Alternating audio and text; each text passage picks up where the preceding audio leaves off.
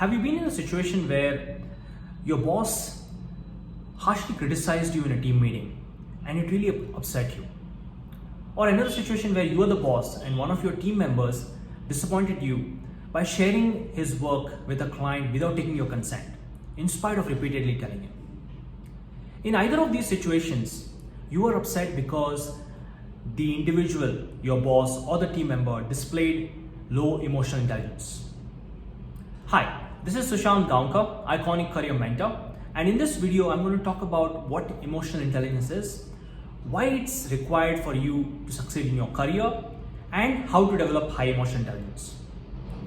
Emotional intelligence, often referred to as emotional quotient, EQ, is your capacity to be aware of your emotions, manage or control your emotions, and express it in a manner that you're able to develop effective interpersonal relationship with your colleagues.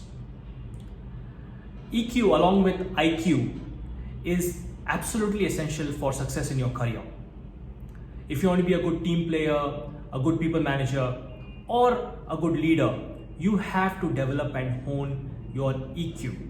If you have high EQ, here are some signs. You are very well aware of your feelings, your emotions, what makes you angry, sad, upset, etc.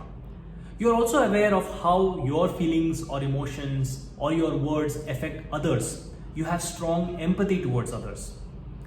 If somebody criticizes you, you do not get into denial or blame mode or give excuses. You accept it. If you have made a mistake, you apologize for it. You are a good listener, you have an open mind. On the contrary, here are some signs if you are displaying low EQ. You are completely oblivious to other people's feelings. You just lash out at them without bothering if it upsets them or not. In many of your conversations, you end up offending your colleagues more often than not. Whenever somebody criticizes you, you immediately get into denial or blame mode. Would you like to be a person with high EQ or a person with low EQ? The answer is obvious, right? High EQ. Before I discuss how to develop high EQ, let me help you understand how EQ works. EQ operates at 4 levels. Number 1, self-awareness. You have to be aware of your feelings and your emotions, your moods. What makes you angry, what makes you upset, what makes you sad, what makes you disappointed. You have to be aware of that. Number 2, self-management. Once you are aware of your feelings, you have to learn how to control or manage your emotions. You have to express your emotions in a calibrated manner so that the objective of your emotion is understood by the other person. Number 3, social awareness. It's absolutely essential that you put yourself in the other person's shoes, develop empathy for the other person before saying anything. Whenever you express an emotion, if your emotion aligns with the other person's feelings, it is better understood and better received. Number 4, relationship management.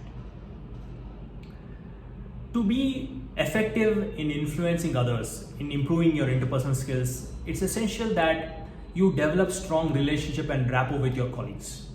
You establish common ground. For you to develop high EQ, you have to first identify where the gaps are in each of these 4 areas. Whether the gap is in self-awareness or self-management or social awareness or relationship management, and then work towards addressing the gaps.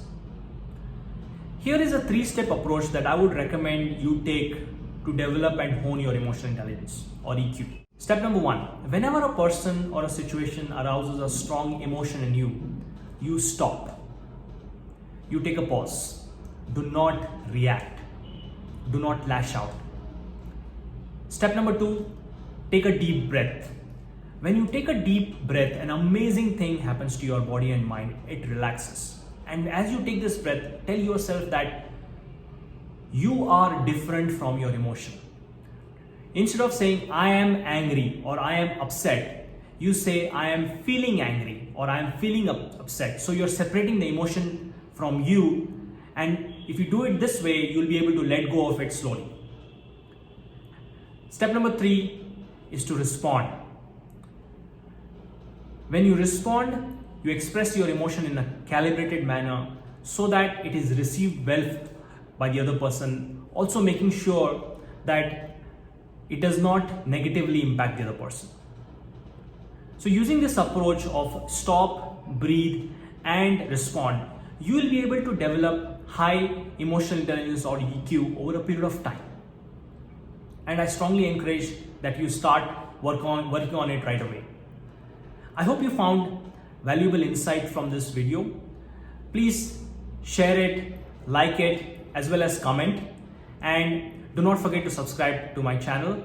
I'll be sharing many more such insights in my upcoming videos. Till then, goodbye.